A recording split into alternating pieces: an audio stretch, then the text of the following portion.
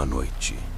Meu nome é Amaro Peixoto e o que vou contar aconteceu comigo em agosto de 1992, quando eu ainda vivia no interior de Serrita, no sertão de Pernambuco. Naquele tempo eu trabalhava como carroceiro e entregador de mantimentos, levando farinha, feijão e querosene de um povoado a outro pela estrada de chão batido que ligava Jacaracanga à vila de Ipueira Velha. Minha vida era simples. Acordava antes do sol, cuidava da égua e seguia a viagem com o barulho das rodas rangendo na terra seca e o cheiro de poeira misturado ao de couro velho. Agosto é mês de vento forte no sertão. As noites, embora frias, guardam um calor estranho que vem da terra rachada. E foi numa dessas noites, voltando mais tarde do que o costume, que tudo começou a mudar. Eu vinha sozinho, guiando a carroça devagar. A lua cortava as nuvens e o silêncio só era quebrado pelo som dos grilos e pelo estalo das rodas secas. Foi então que ouvi, pela primeira vez, um gemido comprido, vindo do meio do mato. Um som rouco, meio humano, meio bicho, que fez a égua parar de repente. Pensei que fosse algum cachorro ferido ou um bezerro perdido, mas o lamento se repetiu, mais próximo, e com um tom que me arrepiou o corpo todo. Olhei ao redor e nada havia além da poeira levantada pelo vento. Segui o caminho tentando disfarçar o medo, mas pouco adiante percebi algo ainda mais estranho. As marcas na terra. Eram pegadas grandes, fundas, como de um animal pesado, mas o formato era de um pé humano, só que enorme, descalço e com as unhas marcando o barro seco. Aquilo não era coisa comum. Deixei o cavalo seguir sozinho por alguns metros, mas a cada passo o vento trazia um cheiro azedo, mistura de sangue e carniça velha. O farol da lamparina tremia e a sensação de estar sendo observado se tornava impossível de ignorar. Foi quando eu ouvi outro som, diferente. Um raspar de garras na madeira da carroça. Meu corpo inteiro travou. Virei devagar e o que vi foi apenas uma sombra fugindo para o mato. Rápida demais para ser humana, mas pesada demais para ser qualquer bicho do sertão. Cheguei em casa já com o coração disparado, suando frio apesar da noite fria. Minha esposa, Nádia, percebeu na hora que algo estava errado. Mas eu não consegui explicar. Apenas disse que tinha ouvido alguma coisa na estrada. Naquela noite, o vento não parou um só instante. E antes de dormir, juro por tudo que é sagrado, ouvi de novo aquele mesmo lamento. Só que agora, vindo do quintal, atrás do curral das cabras. Na manhã seguinte, acordei com o sol já alto e um silêncio estranho no terreiro. A primeira coisa que notei foi o portão dos fundos aberto. As dobradiças rangiam devagar, empurradas pelo vento.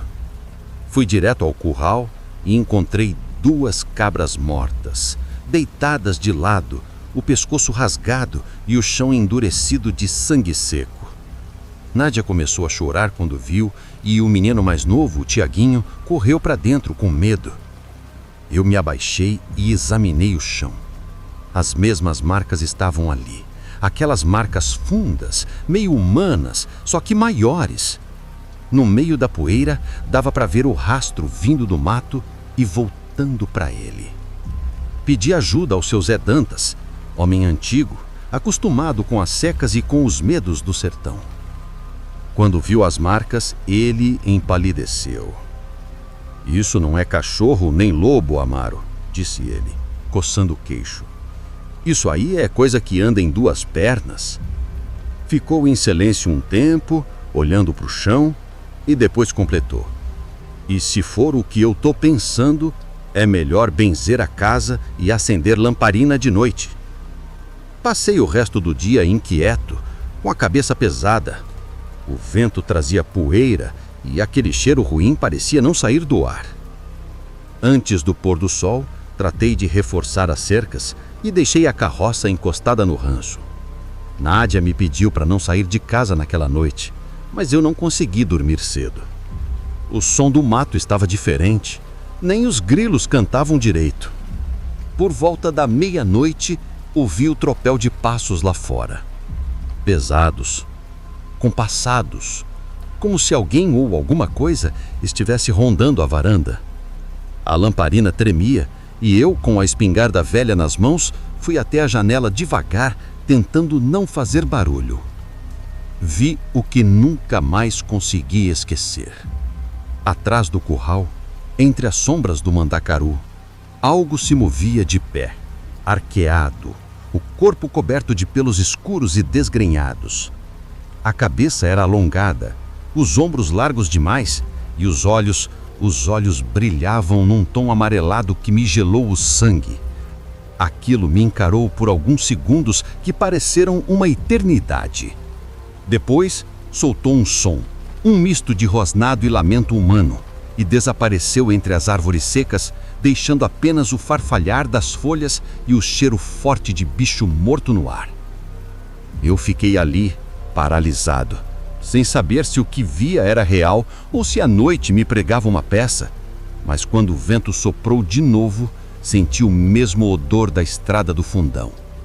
Era ele, o mesmo ser que me seguira na volta da entrega.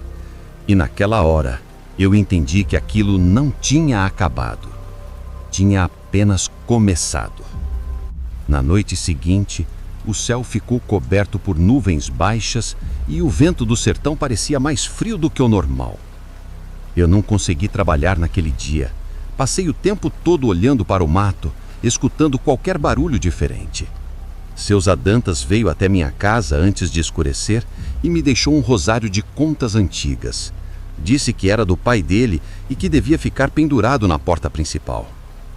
Essas coisas não gostam de luz nem de reza, Amaro, falou com a voz trêmula. Se ouvir o lamento de novo, não responde. Finge que não escuta. Quando o sol se escondeu, o silêncio voltou. Nem os cachorros latiam mais. A lamparina lançava uma luz fraca sobre as paredes de barro e cada estalo da madeira fazia meu coração disparar. Nádia se recolheu com as crianças no quarto, enquanto eu fiquei na sala, vigiando a janela com a espingarda no colo. Por volta da meia-noite, o vento parou de repente. E foi aí que o som veio. Um gemido longo, doído, arranhando o ar, o mesmo que eu ouvira na estrada. Depois, o som de garras raspando o portão. Levantei devagar, com as pernas tremendo, e a lamparina quase se apagou com a ventania que entrou pela fresta. Pude ver a sombra se projetando na parede. Enorme, curvada, os braços quase tocando o chão. Quando olhei pela janela, o bicho estava ali, dentro do terreiro. A luz fraca da lua bateu de lado e o que vi foi um corpo coberto de pelos escuros, o rosto alongado, a boca aberta mostrando dentes grandes e amarelos.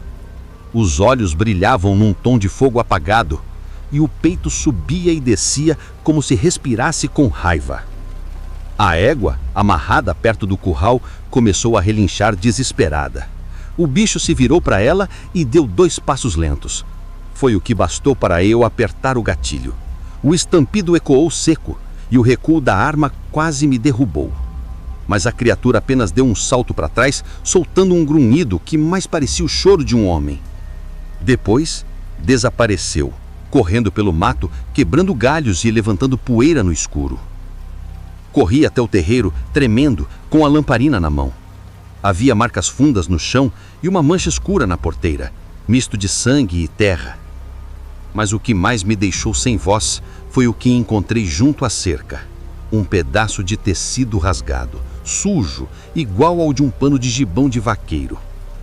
Na manhã seguinte, os boatos já corriam pela vila. Diziam que o filho do seu João Modesto, um rapaz chamado Raimundinho, não voltara para casa desde a noite anterior.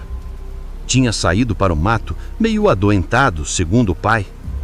Uns juravam que o viram rondando a estrada de Jacaracanga, descalço, gemendo como bicho ferido. Eu não disse nada. Enterrei o pano no fundo do terreiro e passei a evitar sair depois do pôr do sol. A carroça ficou encostada por semanas e até hoje, quando o vento sopra de lado e traz aquele cheiro azedo, sinto o mesmo arrepio subir pela espinha.